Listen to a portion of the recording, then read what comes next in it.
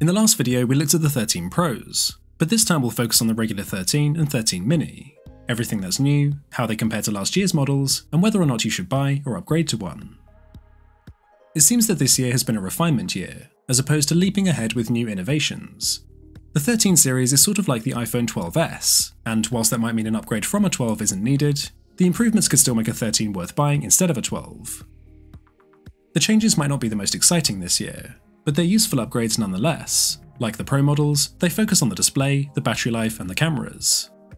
But unlike the Pro models, Apple is still selling the iPhone 12 and even the 11, so we'll have more of a discussion about which iPhone you should actually go for in this video. And spoiler alert, this might be the year that the Mini is secretly the best new iPhone. First off, the new iPhone boxes are no longer wrapped in plastic, which is great to see. Apple is still taking baby steps towards helping the environment, but at least they're moving in the right direction. There's no charger in the box, of course, so we just have the phones, the paperwork, and the charging cables. But if you do need a charger, I'll talk about what I think is the best charger you can buy when we get to the battery section. In terms of design, things are very similar to last year. The phones have the same flat sides and the glossy back, the cameras are now just positioned diagonally. In fairness, this is because they're packing all new lenses. The camera bump is now marginally bigger and thicker, and Apple says the change was needed to fit the new lenses in. But I do wonder if Apple just wanted to make sure the phones were visually different from the previous two. Durability remains unchanged. We have the same colour matching aluminium frames, ceramic shield glass on the front, which Apple still claim to be the toughest there is, and the industry leading water resistance. There are 5 new colours too, one fewer than in previous years unfortunately, but I do like this subtle pink I have here with the iPhone 13. The black version has now been replaced with this midnight colour, which I have here for the Mini. And in certain light, it can show off this hint of navy blue, so it is a tiny bit different from last year's black colour. The only other minor design change is the new smaller notch. It's 20% smaller than the previous notch, and whilst Apple isn't exactly utilising this new space with things like a battery percentage indicator, it is less intrusive in general. You get more screen real estate now for watching movies and browsing your content, so it's a small improvement, even though it means we don't get an all-screen design like some Android phones now offer. I guess that's just the price we pay for having the convenience of Face ID. The display changes this year are also fairly minor. It's essentially the same Super Retina XDR, but they're now 28% brighter under normal use. The peak brightness is the same 1200 nits for HDR content, but you'll notice the brightness for everyday use, especially outdoors, is noticeably better than the iPhone 12. That's it for the display changes though. There's no Pro Motion like the 13 Pros get, and they're just as sharp and colourful as the 12s. The phones are basically the same size as last year's, they're just a tiny bit thicker and heavier now to accommodate the new bigger batteries. The size difference obviously separates the Mini from the regular 13, and I think ergonomics is the most important factor between them. There are pros and cons to both, but usability and comfort are such important factors when it comes to smartphones because it's something you'll notice every single day.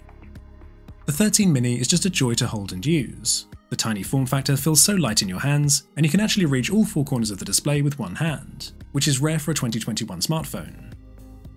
The iPhone 13 is not exactly a big phone, but the Mini is noticeably small to the point where it feels very different. It gives you this fresh experience that regular sized smartphones don't, even when it's just simple things like being so comfortable to hold or easily fitting inside your pocket. If you text one-handed, great, this will be even easier.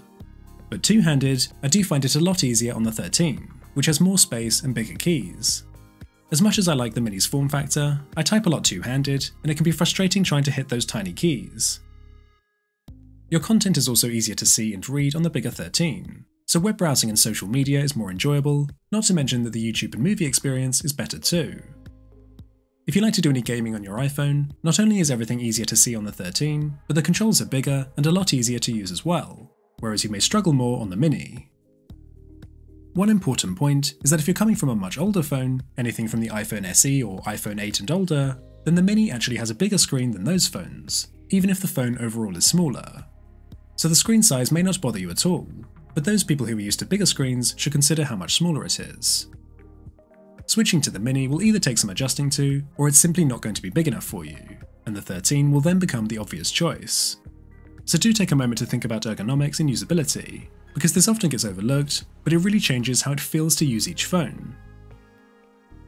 For performance, the phones are getting the same A15 Bionic chip as the Pro models. The only difference is that there's a 4-core GPU as opposed to 5-core. But unless you plan on pushing the phones to their graphics limit, you're probably not going to notice the difference. And we're talking about the two most powerful smartphone processors in the world by a big margin. Here's how the numbers compare to last year, and there are some pretty impressive gains. So these are quite a bit faster and more powerful than last year's phones. Now, is this a reason to upgrade? No. The 12 series can handle pretty much everything the new phones can anyway. But I wanted to point out the performance gains nonetheless. It'll come as no surprise, but the iPhone 13 is incredibly fast and powerful. One really nice upgrade though is that the 13 series base storage has doubled to 128GB. We've been stuck at 64 for the past 4 years, and an upgrade was long overdue. We also get a new 512GB option at the high end, which is cool, but I know there are more people struggling to make do with the low end storage, so it's great to see that this now starts at a much more lenient 128. As I said in my Pro video, the new iPhones come with iOS 15 right out of the box, but since none of the features is exclusive to the 13 series, I won't waste time in this video talking about it. But do let me know in the comments if you want to see an in-depth look into iOS 15. There are some new camera software features for the 13 series only, so I'll cover those in the camera section. For now, I want to round off the performance section by talking about battery life. The new bigger batteries combine with the efficiency improvements with the new processor and software to bring a big upgrade for the battery life. Apple says you'll get 1.5 hours more with the Mini and 2.5 hours more with the iPhone 13, and I don't think these numbers quite do the improvements justice.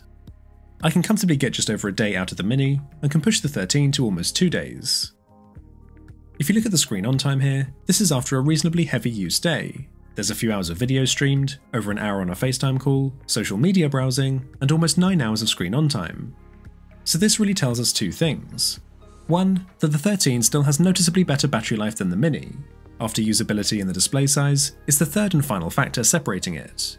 And two, that the Mini has a very respectable battery life itself, and actually amazing for a phone of this size.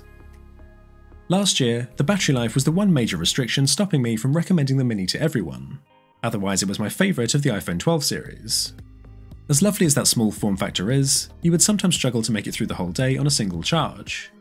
But the improvements with the 13 Mini are so good that it means this is no longer an issue, which is a very important difference, because this now means that you can enjoy the small size without that big compromise.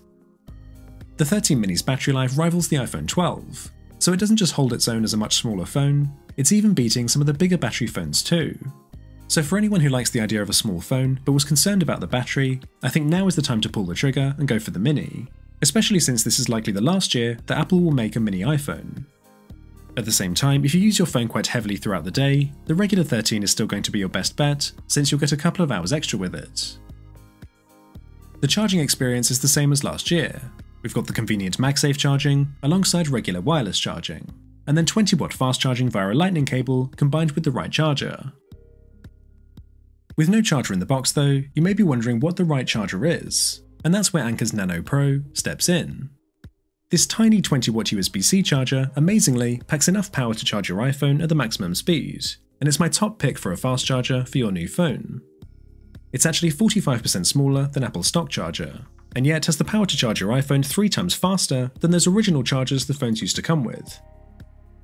Nano Pro is packing Anker's all-new safety system, Active Shield, which combines a dynamic temperature sensor with a power tuner chip, so the charger will actively monitor temperature and regulate the power output accordingly to give you the fastest but safest charge. It also features Anker's Power IQ 3 tech, which means it has universal compatibility to work with Android phones, tablets, and your other devices too, so it's pretty versatile. It comes in 4 fresh finishes: Cool Lavender, Arctic White, Glacier Blue, and Black Ice. So you can choose a combination to suit your style, and I'll leave a link down below if you're interested in getting one. I'm yet to see another charger that offers this much power in such a tiny form factor for a better price. So if you need a fast charger for your new iPhone, or whatever device you have, I'd highly recommend you pick one up. Moving on to the cameras now, we have a new main lens featuring a larger sensor in pixels to capture 47% more light, and it also gains sensor shift stabilization, which we saw in last year's 12 Pro Max. In fact, the 13 has the same main lens as last year's Pro Max, just with some new software improvements. The ultra-wide lens gets a new faster sensor as well, and the new processors bring photographic styles in cinematic mode, which we saw introduced with the 13 Pros. Photos from the main lens are excellent. The colour accuracy and white balance are on point, and the detail captured is very good despite the relatively low megapixel count by today's standards. The ultra-wide camera is also very good. It's really consistent with the main lens, even if the quality doesn't quite match it, as is the case with most ultra-wides. But as with previous iPhones, there's still a big limitation when it comes to zoomed photos. You immediately start to lose image quality as soon as you zoom in, which is the same as last year, and the digital zoom still maxes out at 5x. Despite having no telephoto or depth sensor, I was still very impressed with portrait mode. The cutout and depth effect are very convincing, and the new iPhones take some of the best portrait shots I've seen. So the camera system is quite impressive, or should I say is still impressive, because I must say that I expected to see a much bigger improvement compared to last year's phones. Photos were often very hard to distinguish from the 12 series, despite the hardware and software improvements. Night mode, for example, is an area I expected to see the biggest gains over last year, and the 13's night mode is undeniably impressive. But the results are still very similar to the 12 series. The only obvious improvement is the faster capture time on both lenses. Like we saw with the Pro phones, the bigger main sensor can let in more light, and therefore the 13 was less likely to need to switch over to night mode to capture low light photos. This often meant the image had darker, more natural looking shadows, and with this tree shot here, the iPhone 12 had to switch on night mode and has therefore made the image look really bright and vibrant. It looks pretty cool, but the 13 has captured a more realistic and true to life image, so occasionally you'll see the advantage of the new sensor. You might also see improvements thanks to sensor shift stabilization. This low light video was filmed on my car's dashboard, and because of the new stabilization, the iPhone 13 is able to compensate for the vibrations from my car's engine and keep the footage stable. But last year's iPhone 12 is really struggling, so sensor shift stabilization can really come in handy in certain situations, and because of it, your still shots are also less likely to come out blurry. I didn't really notice as much of a benefit with daytime video, so the quality is pretty much on par with last year's phones and still maxes out at 4K 60. But the iPhone was already the class leader for video, so I don't think that's necessarily a bad thing. The hardware changes might only bring some subtle improvements, but the 13 series does have some exclusive software features. Remember this cinematic video test from my 13 Pro video? Well, this is available on the 13 and 13 mini as well, and you have exactly the same resolution, as well as the same controls over the depth and focusing, including in post. The phones also get photographic styles, Apple's new processing feature that lets you change the look of your images by adjusting the tone and warmth. Once you select your new image preset, these settings will be baked into the processing for all future photos, so you can now tweak your photos to give them a style or look that suits you. I talked about this in full in the Pro video, and it's nice to see Apple allowing users some customization over their photos without having to make these edits in post. I think this feature especially helps the 13 series gain a significant camera advantage over previous iPhones. The front camera hardware hasn't changed at all, so it's only software improvements for selfies on the 13 series. But weirdly, there's perhaps a more noticeable improvement compared to last year than we got with the rear cameras. Colours are richer and skin tones especially are more realistic now, whereas selfies seem more washed out with last year's phones because of over-brightening. The dynamic range seems better too, as you can see here in the sky, so this is a good example of the improvement Smart HDR4 brings. These improvements carry over to the portrait mode as well, so although the cutout and the depth effect are pretty much the same, and I should say this is very good, there are some colour and dynamic range improvements. You'll see these changes carry over to the selfie video as well, though the difference is perhaps not quite as pronounced here. Stability is still excellent, especially at 4K 60, so video in general is still just really good on the iPhone. Don't forget the cinematic video is available on the selfie camera too, so that's one of the bigger changes compared to last year. It's not perfect, and I'm sure we'll see this feature improve over the coming years, but for now, it's an impressive showcase of the power of these smartphones and a fun feature to play around with. Overall, the camera improvements from last year's models are fairly minor, and offer nowhere near the same step up as we saw with the Pro series phones, so I think anyone with an iPhone 12 shouldn't feel jealous. Still, right now there's only one camera system that outright beats this, and that's on the 13 Pro, so I'm looking forward to seeing what Google is offering on their upcoming Pixel 6s. And remember, I've got a full comparison of the 13 against the 13 Pro, covering everything including the cameras, so watch that one if you want to know all of the differences. On the whole, there's not an awful lot that's changed from last year. Like I said, these feel more like the iPhone 12s than the iPhone 13. The new phones are just a bit faster, brighter, and have slightly better cameras. But most importantly, they double the base storage and have much better battery life. So when you take what were already great phones and give them this handful of upgrades, it makes them incredibly easy to recommend, just not to anyone with an iPhone 12. The main thing that has changed is that I can now fully recommend the 13 mini just as much as the regular 13. The battery life improvements mean that you no longer need to compromise heavily if you want that smaller form factor. The 13 mini starts at $699 and the 13 at $799, the same prices as last year, or slightly cheaper in fact here in the UK. You get a whole lot of phone at these prices, but since Apple is still selling the iPhone 12 and the 11 on their website, it makes your choices a little more interesting. Realistically, I think you can now ignore the iPhone 12. It's only $100 cheaper, and I think you might as well spend the extra to get yourself the 13. The battery life improvement is the main reason, but that faster processor will also help ensure greater longevity for those who like to hang onto their phone for a while. The 11 would make an interesting mid-range option though. It's much more powerful than the competitors at this price, and would be a nice upgrade over an SE, Apple's only other lower price option.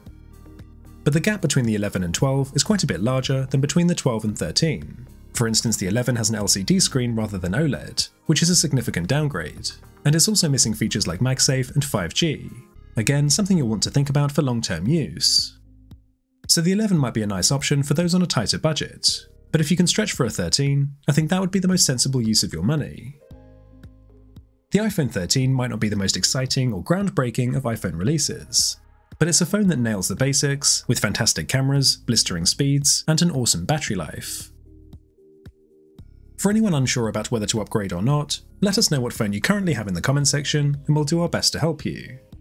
Also let us know if you're buying an iPhone 13 or a mini and which colour you're going for.